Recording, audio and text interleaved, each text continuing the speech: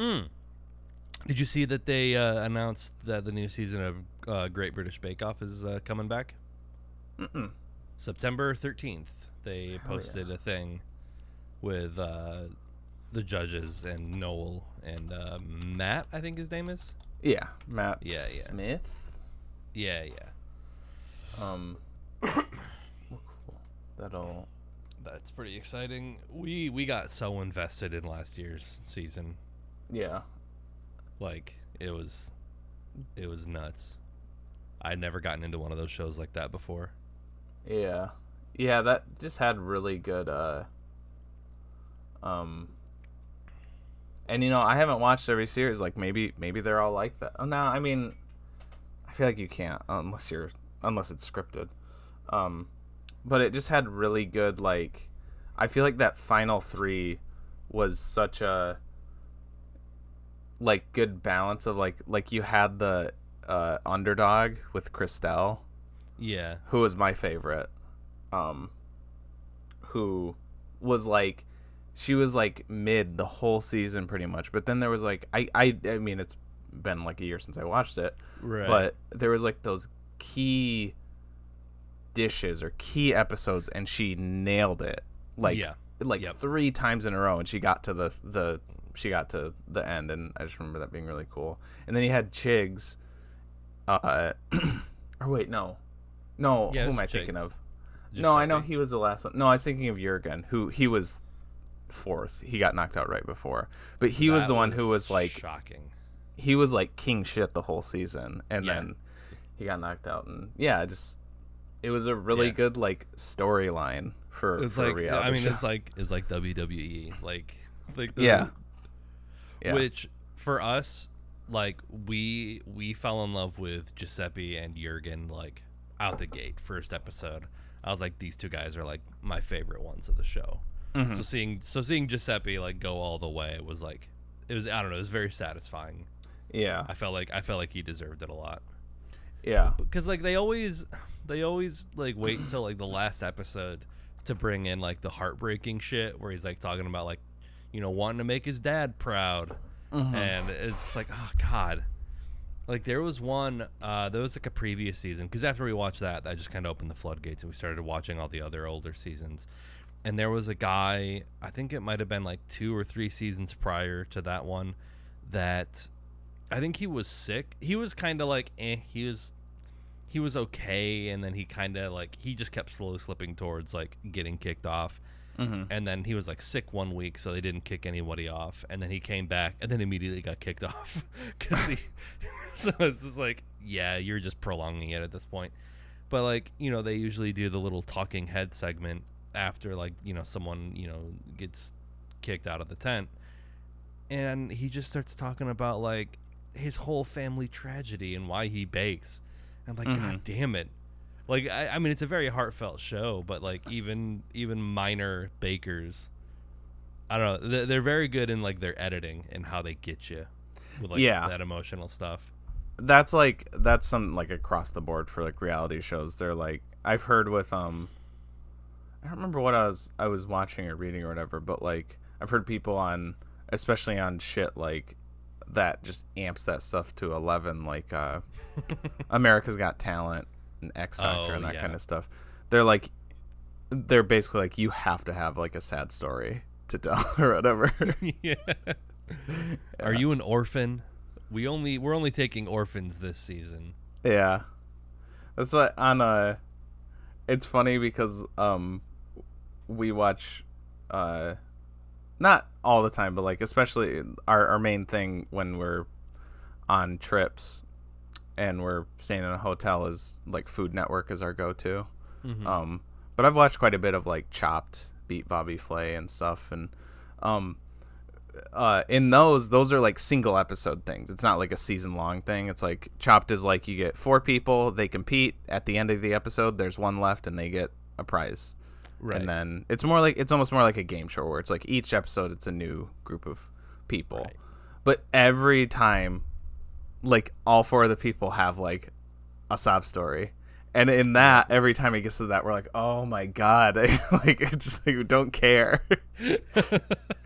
Yeah, I have seen clips of whatever show with Gordon Ramsay, and it'll always be like some kid who's like, you know, just top-notch chef, but you know, he's poor or something, and it'll be like, they kind of do that thing where it like kind of subverts, like you think he's gonna yell at him, but then he's like, Okay.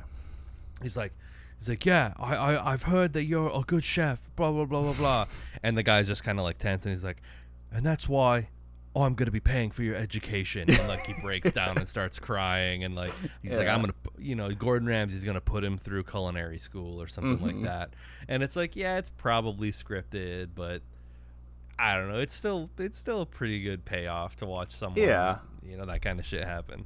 I definitely get like, as much as I don't, and like I'm okay with like what little reality shows I do consume, I get why like that's like all that some people watch or whatever. Yeah, because it is very good at like at drumming that stuff up, and yeah, and which they do with Great British Bake Off too, but it's more just like the journey through the show that you see that like gets me, and that's why I thought that was like a really good season, because you had that, and I think when that happens naturally in a reality show, it's like it's just as compelling as, you know, a written one. Yeah. But then if I were to find out like, oh, it was scripted that way, I'd be like, oh, it would completely flip for me. If it wasn't natural, I'd be like, that's fucking stupid then. Like, I don't care. Welcome back, people. It's episode 63 of There Will Be Duds, and I am your co-host, TJ, aka J Spot Jack Cheese, and with me as always, I am Nick, aka Dr. Funk on Twitch. And as always, we watched a movie. Look at that. We got through the intro without any goofs or hiccups or anything. We watched the movie, that movie being Duel, directed by Steven Spielberg from 1971. It is about a man, a David man, a businessman, who's traveling across Southern California to meet with a client. He passes a slow-moving tanker truck on the road, and then the truck passes him, and then he tries passing it again, and that's it. It is a duel between between David's little car and the big tanker truck, and that's it. That's basically the whole movie. It is a very I almost said bottle like kind bottle of movie, but it's not. It's like, it is like one central thing, one central idea, but also it's a road, so it's not like one location, but it kind of is. Yeah, I was almost anticipating the movie taking place entirely in his car / on the road. Oh yeah, I was like, because I think the first 20 minutes it's basically that. Yeah, I think so. Until he stops to get gas, or and then he goes to Chuck's diner, whoever's diner. There's like a couple spots, and the poor rattlesnake lady. I know, yeah. But I was fully expecting after the first 20 minutes that this whole thing was just going to take place in the cars. Which I'm glad it didn't. It fleshed out the characters a little bit better in those little interstitial scenes. Yeah. I think I guess since we didn't mention it this episode, this is Steven Spielberg's first movie, which is why I wanted to add to the cup, just as a little bit of film history. He's a very important director. Mm-hmm. I feel like if I had seen this, it was a TV movie too, which that I read makes that it afterwards. Even more impressive for like 71 TV movie.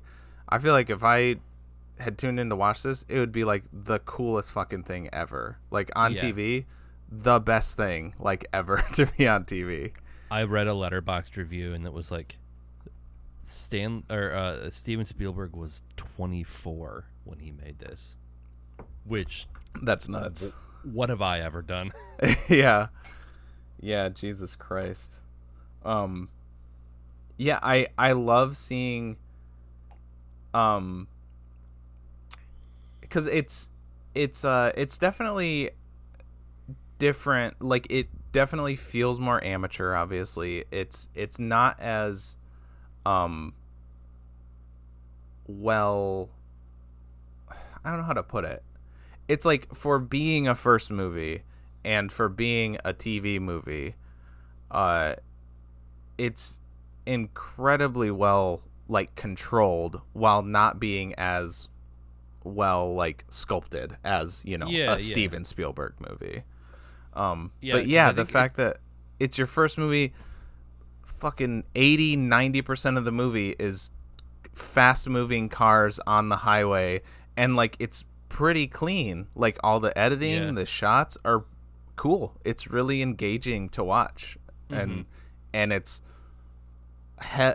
most of the movie is two cars on a road. Like, you know, how do you make that interesting for 90 minutes? Right. It's like, and it was like based on a short story, which he was able to turn like a 20-page short story into an hour-and-a-half film, and still, you know, be able to keep your attention. Like the few shots of like the truck as the villain, like it's so perfect that they got like just a dirty, grimy, big old truck. Yeah. Like the scene when he's like helping the guy with the school bus. Oh, and then like you look down this tunnel and you just see the truck like peek its head through, and then like the lights turn on, and it's like he's scared shitless of this thing. Yeah, he's so terrified of this truck that he just starts losing his mind. Yeah. And then, of course, the truck helps the bus driver, so the bus driver's probably like, I don't know what this guy's problem is. Yeah. Like, the whole movie, I was just like, have you ever been gaslit by an entire town and a truck? Because, like, nobody believes David. Nobody believes him when he's like, this guy is trying to kill me. No one believes him at all. Mm-hmm. Yeah. That tunnel part made me think of Men, when she sees the dude at the other end of the tunnel or whatever. For some reason, it made me think of that one shot in Memories of Murder. Oh, that too, totally. Shot too. Yeah. The shot in Men, though, that's pretty good. Yeah, this movie's about men, about masculinity. There were definitely some like undertones of that I wouldn't mind talking about. If you want to say, like, now I will say, the truck driver's response is a bit overkill, but you could say like the whole like inciting thing is like, and I don't know, that is just road rage. It's not just men who have road rage and are like pushy drivers, but like that whole like aggressive, passing each other and you know, like that kind of thing. Yeah, and I am one who easily gets frustrated on the road when people like are going slow or not following the rules of the road.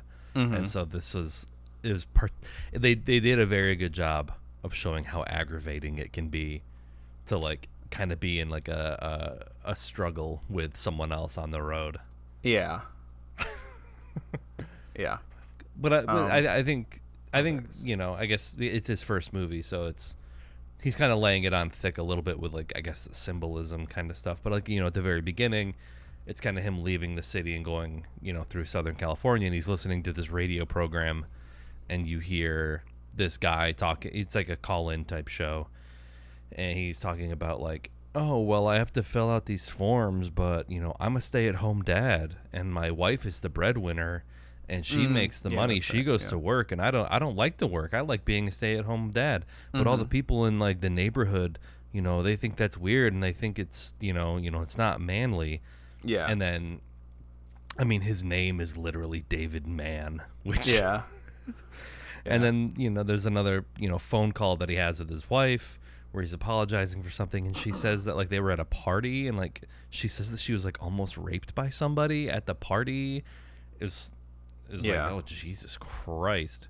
And so the whole time it's like nobody believes him. Everyone just kind of like, even the kids in the bus stop are just laughing at him, sitting in his car and like not listening to him. Just the whole time he's just like emasculated the entire movie. Yeah, like, pretty much. I don't know. That was like the big thing that I picked up on. Yeah. So I didn't like pick up on it in like all those instances, but definitely the opening, the radio show. And the guy says, I remember the guy too used the phrase "silent majority," and it triggered me. Yep, I heard that too.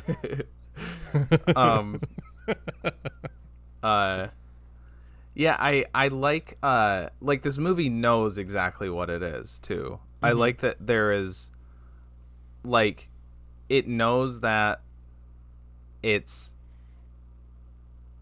is like a very thin, like, it doesn't go heavy into the backstory, but it's like, yeah, but this is about a car chase. That's what this movie is. And I think it's like a really, it's like a perfect amount of character that it gives to David. And it spends like just enough time giving you that stuff, and it's like, okay, let's get back on the road. Mm-hmm. And I also love that. I love when a movie, like in this case that is like an action movie, whatever, it has no preamble. It's just, you get that opening credits, you hear the radio, there's the fucking truck, let's go. Yep. And something else that like kind of really like stuck out to me is it's like 20 or 30 minutes in before there's any music in the movie, and it's like I think it's after the gas station, and then it's when like he's back on the road, and like it kind of starts proper, and it's like this really like energetic, like dun, dun, dun, dun, like that kind of music. Yeah. And it really like hit me. I was like, oh shit. Like, it didn't, I felt like that was one of those even though they already did the credits, that mm-hmm. felt like the moment where it was like, now the movie's starting. Right.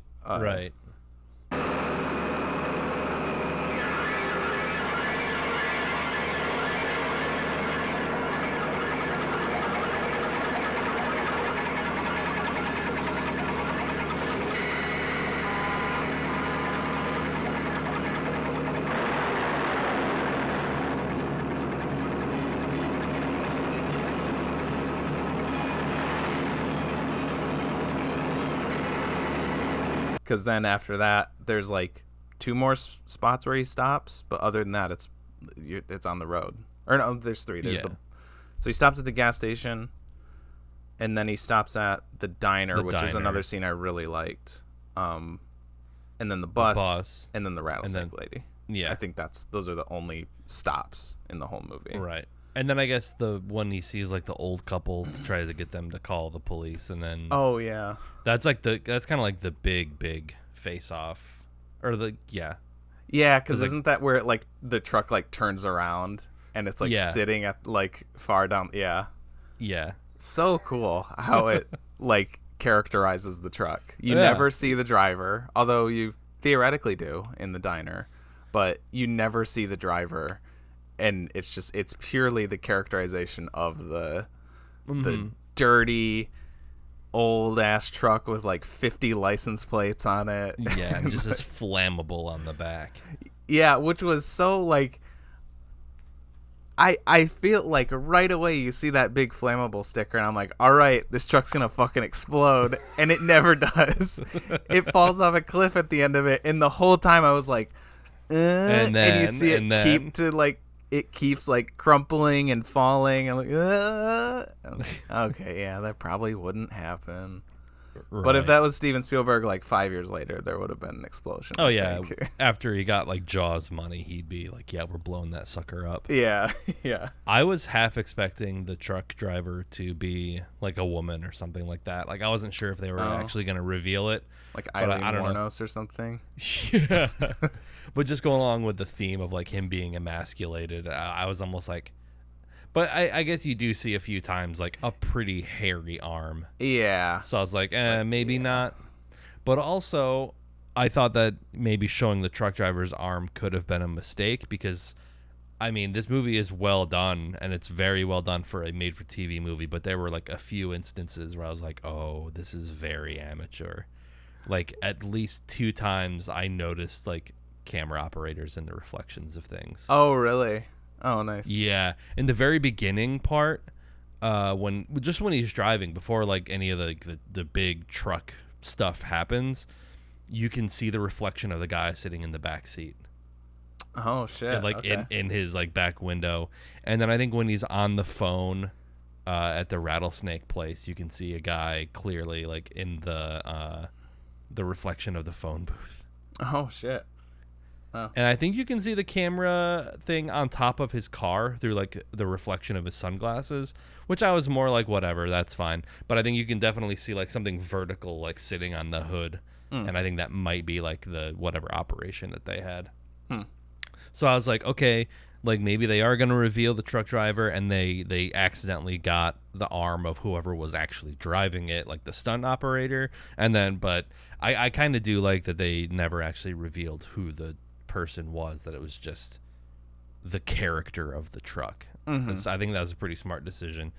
Yeah. Which, I don't know, I was reading another Letterboxd review and they were like, you know, just like not being too hyperbolic, but just like a movie like this couldn't be made today because they were like, we'd have to have some preamble about this and then there would have to be like the big truck driver reveal and like the monologue and all that kind of shit. It's like, nope, this is a simple movie, simple story, you know.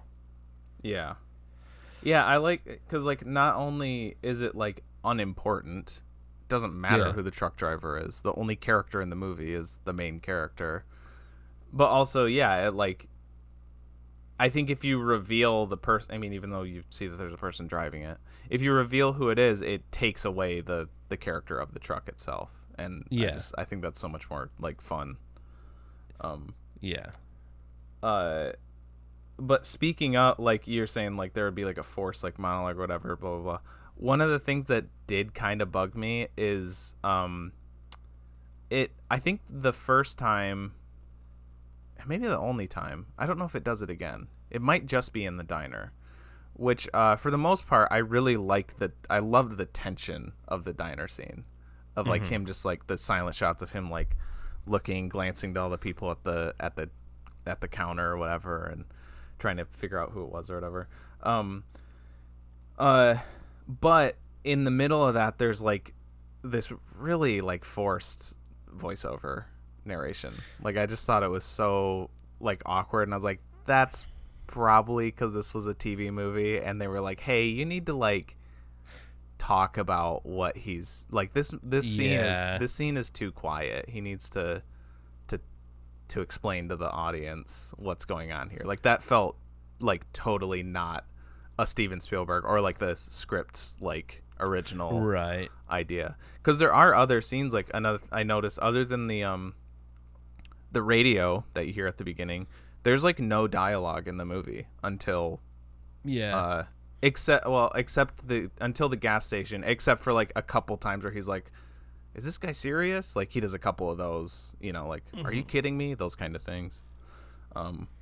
Which I really liked, like the fact that he was, you know, not talking for most of it because he's the only person in the, like, a lot of movies will have the character talk because they're talking to the audience, but like, or like I think of Spider-Man comics, how they do that is they do thought bubbles, like he's just talking to himself, but it helps. But that, you know, that's better for a comic book. Yeah. But like with that, he doesn't talk that much. I thought that it helped make his performance just like really realistic. the way that he goes from like disbelief into like the fear, like the leveling up of like his reaction to what's going on. Like he's like, this guy isn't serious, like what is he doing, he's being a dick, and then he's like, oh no, he's actually like fucking with me, and then he's like it like ramps up into fear. And I think Dennis Weaver is the actor. I just think he did a really good job at like portraying the different levels of his. Well, yeah, when he gets to the diner, he's like traumatized because the trucker was like trying to wave him on, and then he's like, oh, okay, finally, like we're past this. And then when he goes to like pass him, there's another car in the other lane, and then he's like, oh, okay, this guy is like actually trying. He's like, this goes beyond just like simple petty like road rage passing shit. He's like, oh, this guy's actually trying to kill me, and it really affects him. Did you notice in the diner scene though, when he's looking around at all the people, it was almost like a jump scare to me, but I think the waitress was just sitting like this, and like I felt like she was barreling the camera down, staring. I think I do remember I was like, that, why is she doing that? It was so strange. I think it does it again too, because I think it like pans the other way through him, and she's still there, just like I was like, ugh. I liked how he's like looking at all their boots, trying to like match the boots, and he's like, is it this guy or is it and then it kind of goes through all the scenarios of like him working up the courage, and like he's like, okay, because because I think if he had like met who the truck driver was, it would have totally diffused all of the tension, because it's like, because then it's just like, it's just a man, it's just a dude. But like this otherworldly presence that the truck has is that much scarier. Yeah. I like the boots thing too. Really worked for me because it was something I wasn't like thinking of too much. Like when he like sees, because like when he stops at the gas station at the beginning, the truck driver gets out of the car. Or out of the truck on the other side, so all that David can see is his boots. He like kicks the tire, and it focuses on that, and I just took it as like, oh, there he is. And then you get to the diner and he's looking at the boots, and I'm like, oh shit, I don't like, me, TJ the viewer, I was like, oh, I was trying to think, is it those ones? Because I was like, okay, they're brown boots, and then it like focuses on like certain ones. I'm like, yeah, it was those ones. But then, like, the guy leaves, and he's watching him, thinking, like, yeah, those are the ones. And then he gets in another truck, and I'm like, okay, shit. Yeah. And then it goes to the other boots, and I'm like, fuck, was it those ones? Like, because I don't have, like, the full picture of them in my head. Yeah. Which I think is, like, that's how David is feeling, too. So it was a really cool, like, feeling to be, like, that, like, linked with the character. You're trying to solve it with him. Yeah. Oh. Another thing that I was waiting for, and I'm glad there was a payoff, was like the radiator hose, because like that was mentioned to him kind of offhandedly when he stops at the gas station, and he's like, the guy's like, oh, your radiator hose is it's failing, you might want to get that replaced. And he's like, yeah, that's what they all say. Like, you get that when you go to get your oil change. You get an oil change, and like, they want to upsell you on everything. Yeah, but of course that's the time where like he actually needed it or whatever. Because just as he's able to like really start to pull away from the truck driver, it like fucks up and makes his car like almost inoperable. Yep. Then he just sticks it in neutral and flies down the hill. Yeah, which is just another. It's because I think that the end of the, like, does he goes down to the end of the hill and then he parks at the end of the cliff? Does it go right into that, or is that a little before that? So he gets it in neutral, and it's a decently extended like scene where he's just like kind of. You see his odometer going up as he's kind of going downhill in neutral. Yeah. And then I think basically as he goes in neutral, his engine cools off, and so that's how he restarts the engine, and that's like their final confrontation. Okay. That's it. Which I was like, man, I was almost expecting, that was like my first thought, is like, you need to just, hit the gas pedal and like pop out the door and tuck and roll and just ram this dude, which I'm glad he eventually does do. Yeah. You gotta have like a duel, right? Yeah, no, it's perfect. Yeah, I love like and stuff like the radiator hose and I guess like the bus scene or when you stuck to old people, like but it's like when you have a concept as simple as this, you got to have stuff to kind of throw, like wrenches to throw in to make it not just two cars are going down the road the whole time. Right. And I think it does it really well. It's funny because like I feel like, I don't know about you, but I feel like we're already kind of like running out of things to say. At least me. If you got more to say, you can go ahead. But I mean, no. I mean, I think it's very simple. It's a very simple movie that is very well executed. Mm-hmm. That, you know, it's kind of revered as like a cult classic now, and it's cool that this is basically what kind of launched Steven Spielberg's career. Like I think I was skimming the Wikipedia article, and there was like a quote. I think it was from I think George Weaver interviewed Steven Spielberg, and is his name Dennis George Weaver? Dennis Weaver. The actor? Sorry, yeah. Okay. Yeah. I think it was him interviewing Spielberg, but Spielberg said that he watches this movie like once or twice every year just to remind himself that he did that. That's cool. I don't know if it's like, you know, to kind of, you know, humble beginnings or what, to be like, to see how far you've come, but, you know. I like that. Dennis Weaver's a cool guy. I don't know if you read about him, but he was like a lifelong like environmentalist, like nice, like lifelong like animal rights advocate. Hell he seems like a cool dude. Yeah, no, I looked him up because me and Kalia both thought he was familiar, and I was like, okay, middle-aged actor from this time period, it's probably Twilight Zone, and it was Twilight Zone. Was it? Yeah, he's in an episode of Twilight Zone. I think it said he was in Gunsmoke as well. I don't know if he's like a main character, but I think he was in a few it was that episodes and of that. Some other Gunsmoke and McCloud, which those are like what he's most known for, but like I don't watch those. Yeah. He looked like Burt Reynolds with his mustache and hair combo. I was like, yeah, he did kind of. Not with that. Without, he almost looks more like Brando, which is weird. Oh yeah. Because that's how he looks in Twilight Zone. But yeah, that's cool. I did not know that about him. I'll read up on him, I guess. Oh yeah, he does look like that's very Brando. And now, there's a picture of him on his Wikipedia from 2000, and he looks like Dennis Hopper. That's crazy. He's a chameleon. Yeah. Are we good? Yeah, I'm go good. To scores? I'm good. Okay. Yeah. You go ahead. I was kind of feeling a strong 6. Okay. It feels a little low, but I mean, it's a pretty simple movie.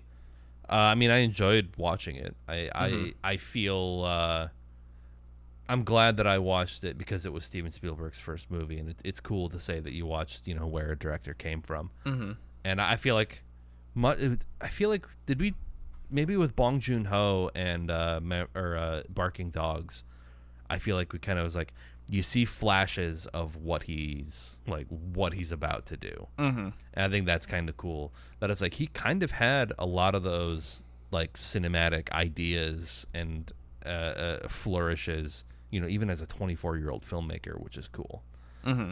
But I feel particularly Travisy because I did notice a lot of like little nitpicks. There was like a couple scenes where the camera was like really out of focus, and I don't think it was meant to be that way. Like the diner scene, there were like a few. I was like, why does it look so soft and fuzzy? Oh, the camera's not in focus. Mm-hmm. And like seeing the dudes in the reflections of things, which didn't like detract it too much. Just kind of chuckled to myself. But yeah, I think it's as a first outing for an up and coming director, I thought it was pretty good. Yeah. Pretty good. Can I put you down for a 6.5? Or yeah, go for it. Yeah. Okay. Is this my first integer? It might be. It might be. You have resisted for a while, but it's kind of a duel between you and I with the integers. If I settled at a 7.5, I think. Okay. For me. So, I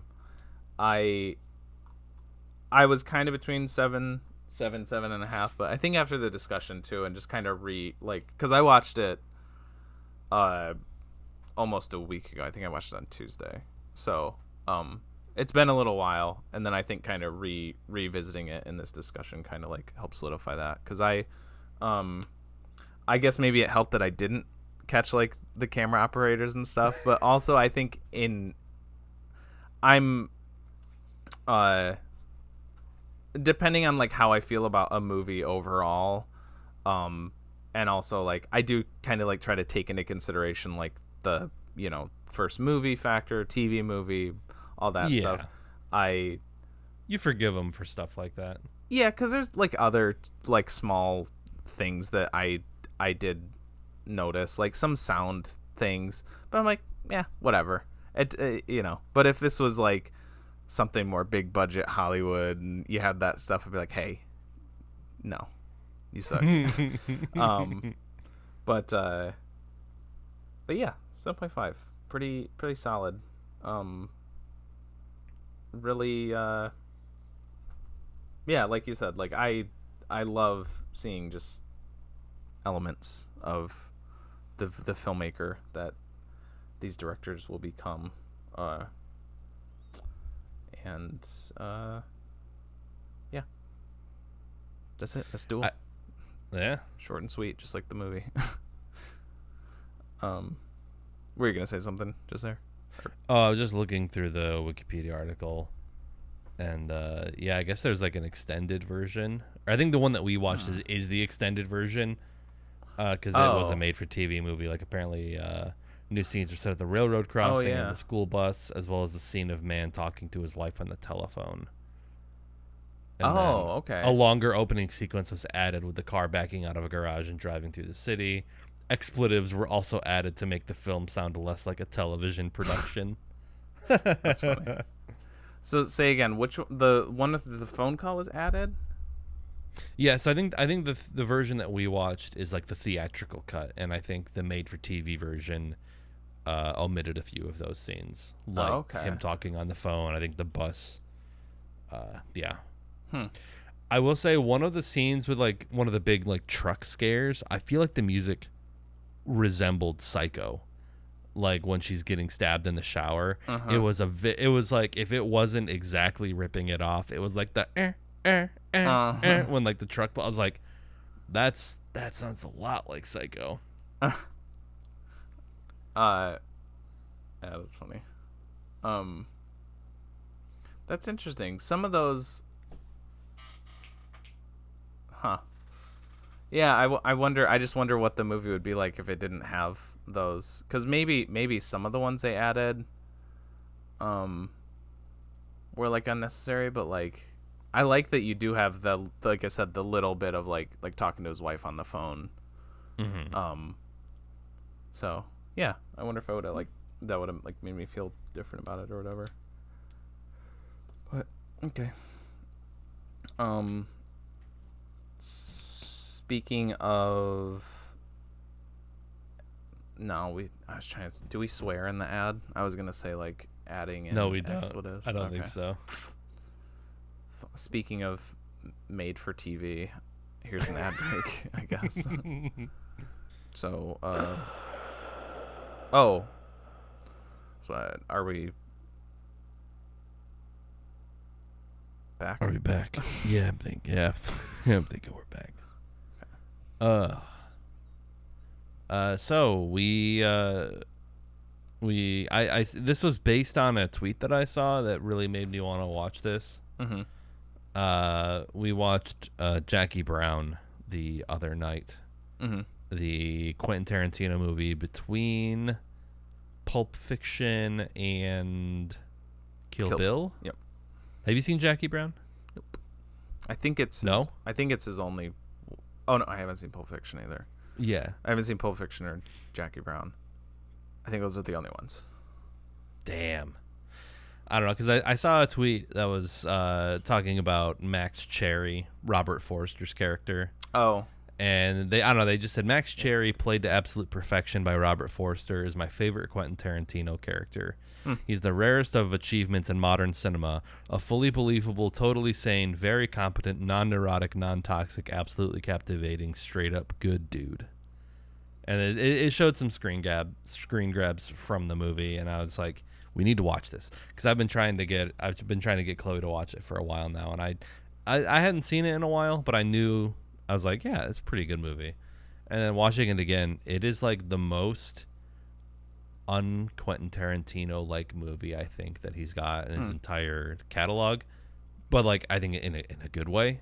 Mm-hmm. That can be almost a good thing. I mean it's based on a story called Rum Punch by Elmore Leonard. Oh, so I love Elmore Leonard. He's the basis for Justified, which is like one of my favorite shows. Oh, well, maybe that'll... I'll get to it eventually, you know. It's one of those that could be in the cup as like a homework assignment movie, you know. Jackie Brown? Yeah. Oh, okay. Yeah. I mean, yeah, I think I gave it 4 stars on Letterboxd, but it's so well shot, and it's done. It almost is like Paul Thomas Anderson-y in some ways. Like there's a decent amount of like pretty long tracking shots, like really kind of more elaborate like things going on simultaneously for like 2 minutes, that it's probably pretty difficult to like get those things all staged. But also, yeah, like that tweet said, like the main characters are all like middle-aged people, because like Pam Grier I think is like in her like mid to late 40s. Robert Forster is like pretty old. It's like, I don't know, I hate to sound like a boomer, but it's like, damn, I'm watching a movie with like middle-aged people shot on actual locations in real places. Like it looks like a movie. It's like I never would have thought how much I appreciate that compared to like a lot of movies now. Yeah. Which there are still a lot of good movies that are being put out, but something about watching older movies like that, you're like, damn, this was like shot on film, on location. I don't know, the cast is pretty stacked. I really like Robert De Niro's performance, because he's like a slacker, stoner, loser character, which is very unlike. I think this is like right after Heat, so yeah, he went from like Heat and like character. Goodfellas and Casino to like, yeah, just some piece of shit couch surfing like convict. This was his transition from Heat to Meet the Parents. yeah. I mean, his role is he's pretty funny. Yeah, like just kind of like, I don't know how his character's not dumb, but he's very like, oh yeah, all right. Yeah, like whatever. Yeah, got a nice little handlebar mustache. But yeah, I mean, it does have the Tarantino-isms a few times. Michael Keaton. It is, yeah, Michael Keaton's in it, and Michael Bowen, who's one of my favorite character actors. Michael Bowen. He was Jack the Nazi in Breaking Bad. He was Buck in Kill Bill. I'm still not like. He was in Lost. He was one of the Dharma guys. Oh, okay. Yeah. He's got one of those faces. The main Nazi from Breaking Bad. Yeah. Yeah. Gotcha. Did not realize that was also Buck. It does start out with a shot of is it Bridget Fonda? I think it's a Fonda. Yeah, I know she's in that. Yeah. Yeah. I mean, it starts out with a foot shot of her, so classic. Cool. The soundtrack's great. Yeah, I don't know. And there is like a little bit of non-linear, like you kind of see the same scene from like 3 different perspectives, like kind of like looped on top of each other. That's pretty normal for he does do a lot, not in the same way as Christopher Nolan, but Quentin Tarantino does pretty frequently do like out of sequence, Inglourious Bastards. Pulp Fiction especially is like that's like I feel like that's the landmark out of sequence. Okay. Yeah, I do think Pulp Fiction is because that is just like ensemble, like multiple stories and multiple overlapping things, and then Reservoir Dogs, Kill Bill, Kill Bill to an extent, a little bit, not quite as much. Inglourious Bastards, Hateful Eight, those are all like that. Yeah. Like I think he has like I would say Django is pretty linear. Once Upon a Time in Hollywood is linear. And then Death Proof. Like, those are, like, the only ones I think that he's got. Yeah. And they're his worst. No, I don't know. I mean, Death Proof is definitely my least favorite, and Django is next. Once Upon a Time in Hollywood, I like more than those, but it might be my next least favorite. I love Django. I love that movie. Yeah. No. I was actually going to say, when you said that it's, like, the least Tarantino-y movie that he has, and I was like, yeah, that could be a good thing. I was gonna use Django as the opposite example of like it's the most Tarantino movie, and I don't like it that much. It's fine, there's still a lot of pretty shots. The colors are really beautiful in that movie, but I think the soundtrack to that movie is pretty great too, which does a lot of heavy lifting for me. Like the soundtrack to this movie is pretty fantastic. Like a lot of a lot of like 60s 70s soul. The intro sequence is like one of my it's a very simple intro sequence, but it's like one of my favorites of his. It's like Across 110th Street by Bobby Womack, and it's just Jackie Brown because she's a flight attendant. It's just her like on the sort of like automated like little treadmill thing, like when you're like boarding to a plane. And it's just kind of her. It's a very static shot of her moving on the thing, and then like the credits are just kind of on the screen. But like the song is playing. I don't know. I really like it. It's so cool. Very simple. He's always nails soundtrack, and I always think that whenever he releases a movie, it's one of, if not like the most like pretty looking movies of the year. Or like the most like shot wise and like coloring and like wise, like that's why even though I have my issues with him as a person, and I guess issues with some of his movies, or like there are some of his things that really annoy the shit out of me, I still consider him like one of the best directors because it's undeniable that like his skill, with, controlling a camera and actors and everything. Use of color. It's a very Jackie Brown's a very pretty movie. What's up? Can you I can't what the fuck? I can't hear you. I can hear you. Oh, I can hear you. Well, let me drop out of the voice chat and then I'll again. Go away. Okay. Hello? Hello. Good. Okay, cool. Okay, so I didn't hear anything you said after I finished the last thing I said.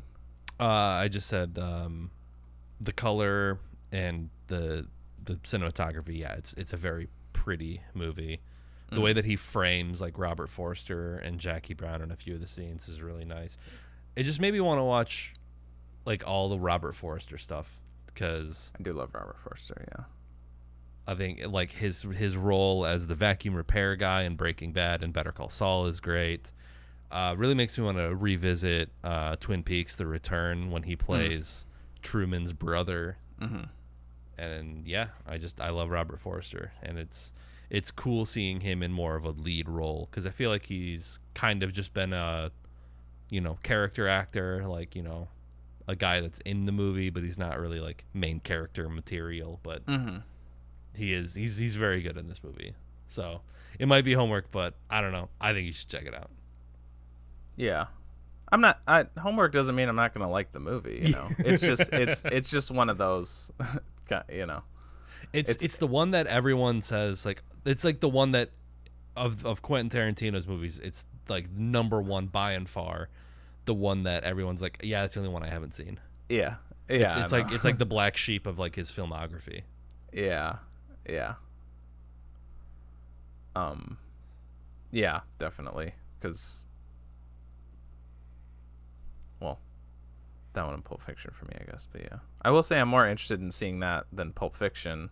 But again, the main reason I haven't seen Pulp Fiction is because I feel like I have seen it with how much, it's just talked about and all that stuff, Yeah. Yeah. But yeah. And it might actually, I may have actually put that one in the cup too. I'm not sure. Jackie Brown. Yeah, like be kind of, like I said, as like a homework movie or whatever. Maybe. I'll have to check. Yeah, if it's not in there, I'm formally submitting it now. So okay. Okay. I'll just write it down so I don't have to do it. I was watching. What am I watching? I'm watching a show. Oh, because now that I got Apple TV on the downstairs TV, I've been. I guess I kind of didn't realize how much stuff there was on that I had on my list or whatever to watch. So now I'm watching Mythic Quest, which is a show created by Rob McElhenney, Charlie Day, and Megan Gans. So 2 of the 3 Sunny guys plus Megan Gans, who was like a head writer for Community and transitioned to being like a main writer for It's Always Sunny. So yeah, she's like the producer of their podcast too. Yep. Yeah. And she's from Kalamazoo. I think you're right. Yeah, because she went to U of M. She might be from. She might be from Ann Arbor. I don't know, but yeah, she went to. There was like an Instagram post of hers that I saw. She was like visiting my mom, and it was like Kalamazoo. So I was like, oh, holy shit. Oh, okay. Yeah, it says she was born in Ann Arbor, so I guess she doesn't mean she lived there, but yeah. Yeah, yeah. But yeah, Rob McElhenney plays the main character, and also David Hornsby, who's Cricket. He's also a writer, and he's like in the cast, and he's probably like my favorite character in the show, actually. But yeah, it's about a video game company. They made like it before the show started. They created like it's like the biggest MMO, basically World of Warcraft, like thing like that. It's like this is the company that made World of Warcraft, but the game's called Mythic Quest. And it's about the running of a video game company, and it's pretty good. It's like it hasn't like blown me away, but it's got those like those core people that I really like, So it's just it's been a really like I love having like an easy watch show that is just like. It's just nice to watch, and it's like it's a really chill watch. It's never too like heavy. There's some moments where it like goes for like heartfelt bits. It's happened a couple times, and I think it does like do that really well. But mostly it's a comedy and ensemble type thing. Oh yeah, Danny Pudi's in it too, which that was another reason I wanted to check it out. And he's like a complete asshole in it. He's the money, he's the finance operator or whatever. He's the guy in charge of like money for the company, and he's the person who is like all about like that's all he cares about is like getting the most money. Yeah, so like there's like an episode where he manipulates one of the head designers into like putting in a battle royale version game version because like, and he like specifically says it's because he knows that it'll rope in like little kids, and then they can make them like we gotta buy skins. He can sell them stuff to that's pretty good. And F. Murray Abraham's in it too. That's another nice sweet kid. I love F. Murray Abraham whenever he shows up and stuff. Yeah, it's probably like David Hornsby's character, and then F. Murray Abraham, and then maybe Danny Pudi. Those are like my top 3. Watching old episodes of Sunny even before Cricket was a main character, I'm pretty sure David Hornsby had like writing credits on almost every episode. Yeah. I think him and Rob are like buddies. Like I don't know, they all like knew each other. So I think they all like were like in acting classes together or some shit like that. Yeah. So he's almost like the fourth dude, kind of. Yeah. In that group or whatever. The Rich Fulcher. I don't know. Yeah. Yeah. But yeah, it's a really fun show. It's got a lot of people I like in it. And it's pretty solid too. You know, it's nothing else to say. It's just a nice watch. Well, that's good because check it out if you got Apple TV. I have like nothing to watch right now because like all of the big shows we've like marathoned essentially. So like I'm desperate for something new to watch. So maybe I'll give that a shot. Is it animated or is it like? No, it's live action. Why did I think it was animated? Are there like video game sequences? I don't know. There's a couple episodes where like it kind of focuses more on the game. Like there's one where Rob McElhenney's character like challenges a player to like a fight in the game, and like you'll see that, but it's only like within the context of the scene. Like it's not just straight up showing the video game, but it'll like. And then there's like sometimes like transitioning between scenes. It'll just like the transition will be like a few seconds of the video game or something. But that's pretty much it. Maybe I'm like conflating it with Harmon Quest or one of those like Critical Role animation show things or something. I don't know. I guess I thought it was animated. It's not. Oh, we'll definitely have to check it out. Yeah, and here's another push is it's half hour. And, perfect. There's only 20 episodes so far, so it's I have like a couple seasons. Yeah, there's 2 seasons. Okay. So far, they got greenlit for 2 more, I think, though. So. Oh shit. Yeah. Yeah. That's Mythic Quest. Did you want to do another one, or do you just want to call it there? Let me look. Well, I guess I did say that I'm desperate to watch more stuff, and so since we finished Righteous Gemstones, we started Vice Principals. Have you seen Vice Principals? Yeah, I really like Vice Principals. It's pretty great. Have you finished it? Or no. Or you're watching it now? Okay. Yeah. We just watched the episode where they went on the field trip to like, I don't know if they went to like a museum or something. It's when he's trying to like get with the one teacher, and so Danny McBride's character like basically forces his way onto the bus to go on this field trip with them. And he just it's a thing that I feel like is unique to like Danny McBride productions, where there's almost this otherworldly aspect about his characters where everyone else plays it pretty straight, and he is just like the most belligerent, shitty asshole version of himself that he can be. Yeah. And it's like, in no realistic situation would anyone like put up with how he talks to people, but just I don't know, the way he makes it work. Just like the way that he openly swears at the kids, and he's just like, you guys are acting like a bunch of assholes, like just that kind of shit. Yeah. But you can tell it's him. I don't know, after watching like Righteous Gemstones and then going to this, it's like, yeah, this has the exact same like, you know, kind of writing style, characterization style. Just him and Walton Goggins constantly going at each other. It's so good. I love Walton Goggins too. He's so great. Yeah, it's been a while since whenever that show came out so it's been a few years since I watched it. I think 2017. Wow, yeah. Yeah. So there's not a lot I remember specifically about it. I'll have to rewatch it because I did really, really like that show.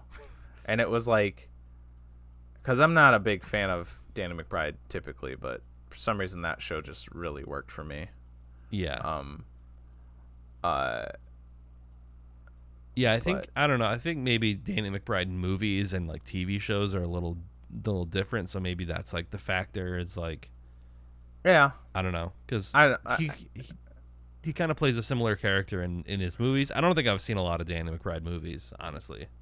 I think that's kind of what it is. And also I have like personal issue because I saw one Your Highness at MSU that he was at. Him and the director were there, and they were fine, but the movie sucked. And I feel like I remember because they did like a Q&A afterwards, and I feel like it was like maybe not as, because like I don't think I was the only person who like didn't like it, because like I don't think that movie did very well overall. But I feel like I just feel like I remember the Q&A session being really like weird because it wasn't as positive as people were like, yeah, that was great. They're like, yeah, oh no. Yeah, I mean, seeing that it came out in 2011, that's like peak that time period for that kind of movie though. Like that's right near like the tail end of like Pineapple Express, Super Bad, like 40-Year-Old Virgin, like that type of comedy. I feel like that's like the last gasping breath of that style. Totally, like 100%.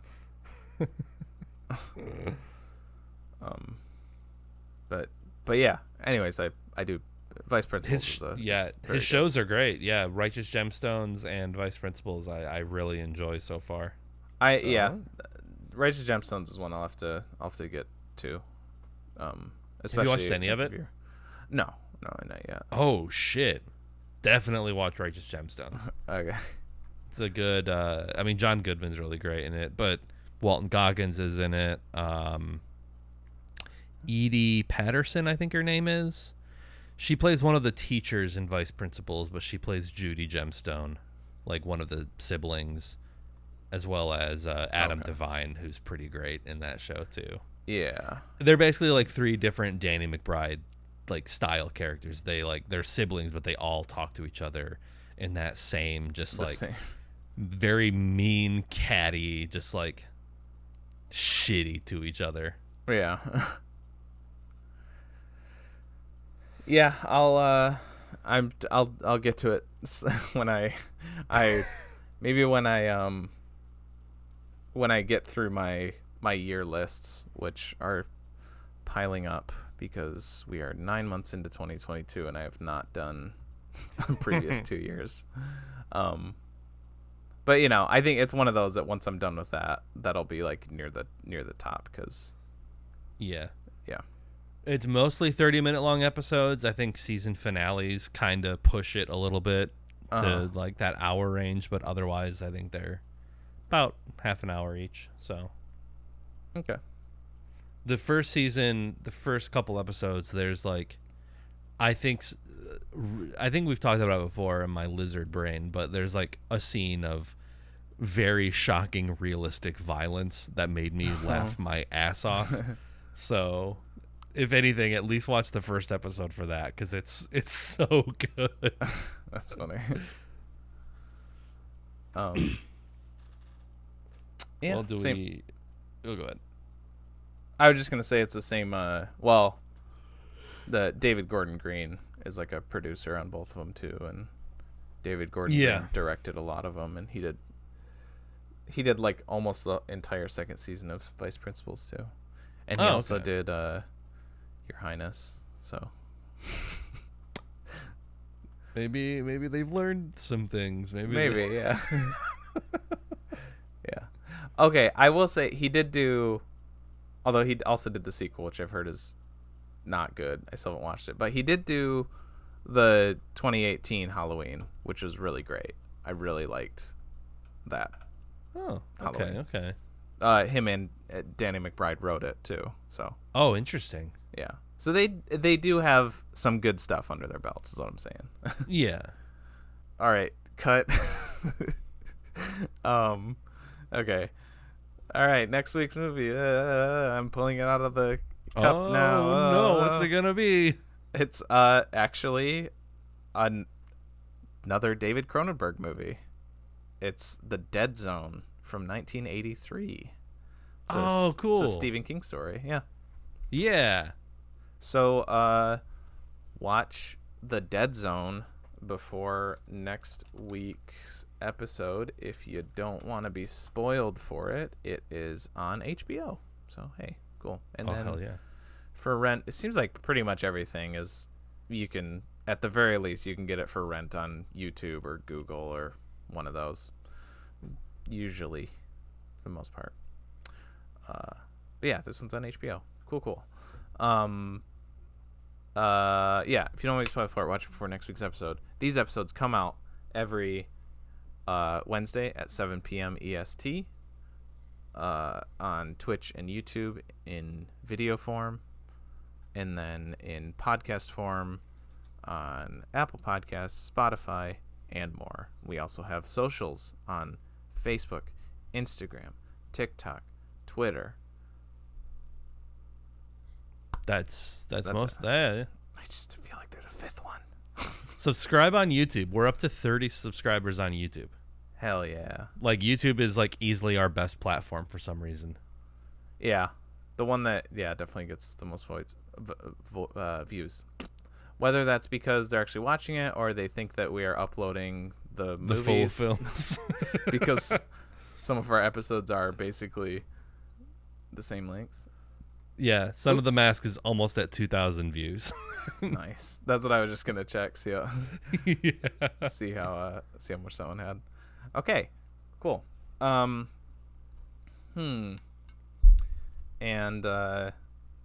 with all that said, I am your roadside snake wrangling lady. TJ. Oh, we didn't even talk about her too much. This is the saddest part. Yeah. TJ, aka J Spot Jack Cheese, and with me as always. And with me as always, I am your cheese on rye, RIE sandwich. And then, but he got like a lettuce tomato sandwich anyway. This fucking bicycle thieves getting cheese sandwiches. What the hell? It was so bizarre. Nick, aka Dr. Funk on Twitch. All right, get out of here. Get the fuck bye. out of here. Bye.